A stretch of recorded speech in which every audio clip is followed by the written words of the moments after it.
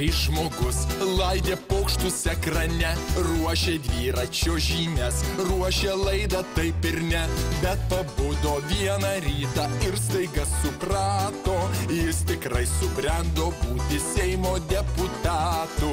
Valiau, valiau, kamgi tau reikėjo, valiau, valiau, kelti tokį vėją, juk mylėti Lietuvą tėvynę galima ir telemontažiniai, juk darbuotis eteryje 100 kart geriau, nei su boba ar su salamakinu kariaut.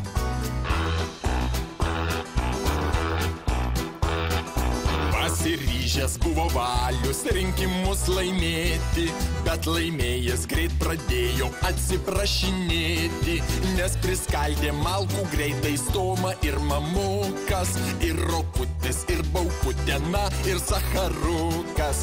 Valiau, valiau, su hebryte tokia negalėjai nesukelti juoko, pats į Seimą atvedei klaunadą, pats norėjai pavaidinti vadą ir kol vienas iš 3 buvai pavaidinai, tik tas vadovavimas tau baigėsi liūdnai.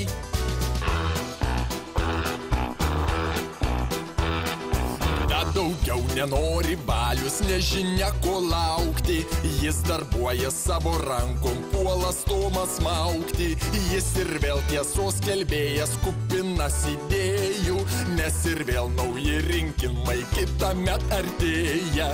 Valiau, valiau, jei jau nesikeikiant, valiau, valiau, gal daugiau nereikia, gal gana nesąmonės daryti, gal su chebra trauki Margaritą, pailsėsit puikiai Margaritos saloje, na o mes nuo jūsų mylimoj Lietuvoje.